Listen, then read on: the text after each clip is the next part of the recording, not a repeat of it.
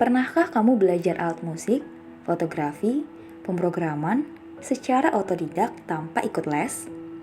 Atau mau memasak sesuatu, namun karena belum bisa, akhirnya mencari resep di internet dan mencobanya sendiri? Pernahkah kamu ingin memperbaiki perabot rumah, tapi tidak tahu caranya? Kemudian mencari tutorial dari YouTube, Instagram, atau TikTok. Apakah kamu mencari sumber bacaan dan latihan tambahan dari internet seperti Quora, Google Cendekia, Ruang Guru, dan lain sebagainya selama pembelajaran daring di masa pandemi ini? Tahukah kamu, jika jawabannya adalah ya, maka kamu menunjukkan ciri seorang pembelajar mandiri. Yuk, mengenal lebih jauh tentang belajar mandiri. Halo teman-teman, di video ini kami akan membahas tentang apa itu pembelajaran mandiri dan tingkatannya. Kemudian, kami juga akan membahas bagaimana pembelajaran mandiri yang terjadi di pendidikan jarak jauh. Karena itu, yuk ikuti video ini hingga selesai.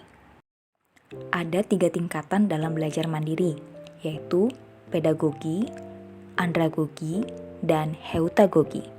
Ketiganya bersifat kontinum, di mana seorang yang belajar dan berkembang, baik secara kedewasaan dan kemandirian, semakin dia dewasa maka akan semakin mandiri dalam belajar, dan semakin sedikit membutuhkan bantuan dari guru. Sebaliknya, semakin muda siswa, maka semakin membutuhkan bantuan guru dan sistem belajar yang membangun. Seseorang pada tahap pedagogi belajar dengan arahan dari gurunya, sementara seseorang dengan tahap andragogi sudah tahu alasan mengapa ia mempelajari sesuatu. Pada tahap self-directed learning atau andragogi, seseorang sudah mampu untuk mengambil inisiatif dengan atau tanpa pertolongan orang lain dalam mendiagnosis kebutuhan belajarnya, memformulasi tujuan belajar, mengidentifikasi sumber daya belajar, memilih dan mengimplementasikan strategi belajar, dan mengevaluasi capaian belajarnya. Sementara seseorang yang kedewasaan dalam belajarnya sudah berada pada level heutagogi, mengalami yang namanya double loop learning dan refleksi diri.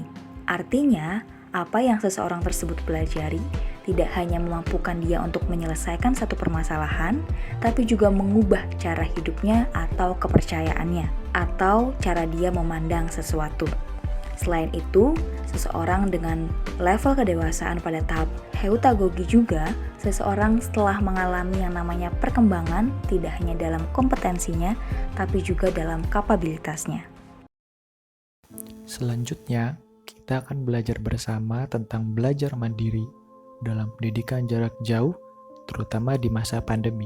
Tahukah kamu apa itu pendidikan jarak jauh? Pendidikan jarak jauh adalah konsep pendidikan yang memberikan kesempatan bagi siswa untuk belajar tanpa harus hadir secara fisik di ruang kelas.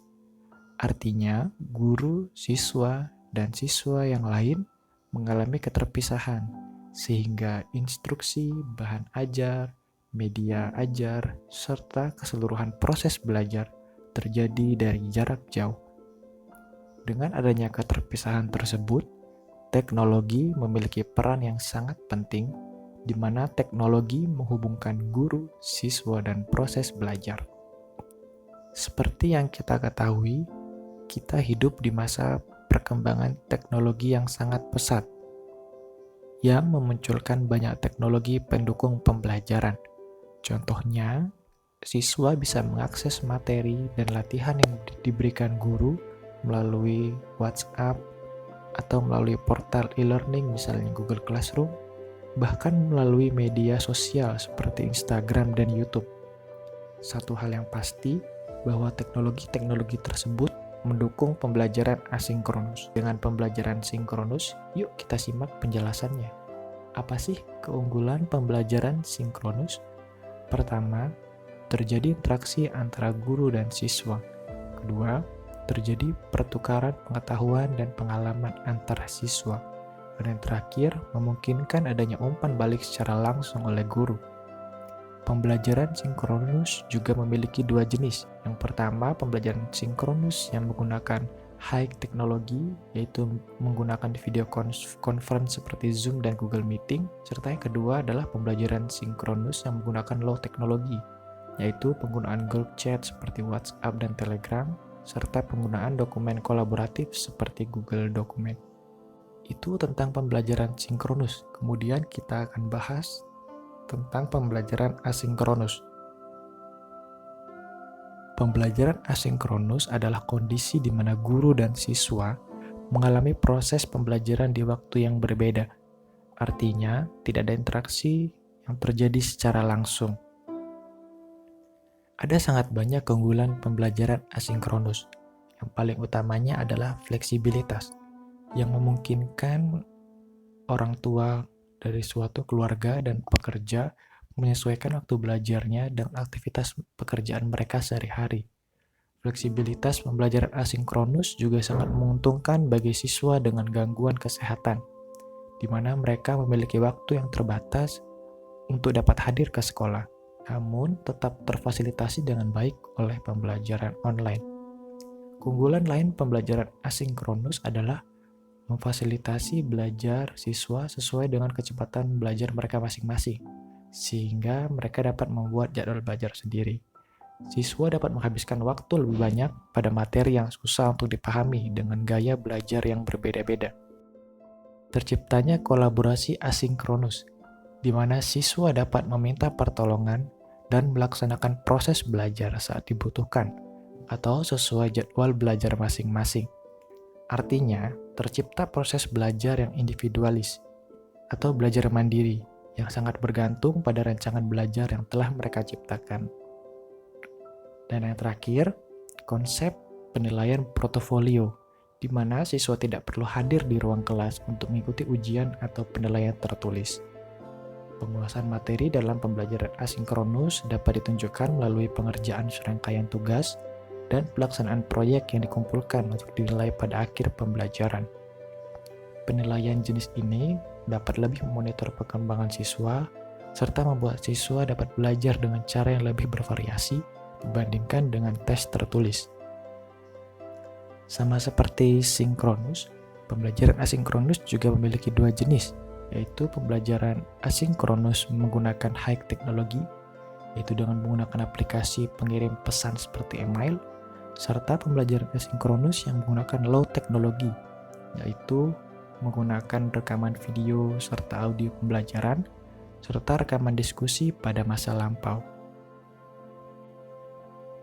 Setelah mengamati penjelasan terkait pembelajaran jarak jauh, yuk kita merefleksikan seperti apa PJJ yang kita alami di sekolah kita masing-masing.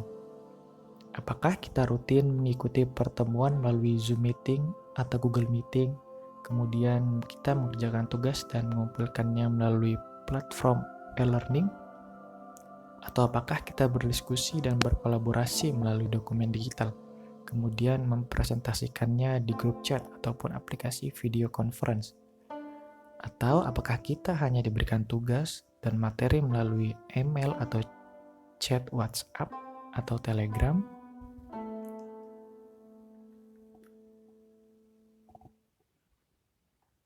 Tips belajar mandiri selama PJJ. Pertama, tanamkan motivasi yang kuat. Karena saat PJJ, siswa tidak langsung dikontrol oleh guru, maka perlu memiliki motivasi yang kuat agar dapat menyelesaikan tugas dan materi yang sudah diberikan.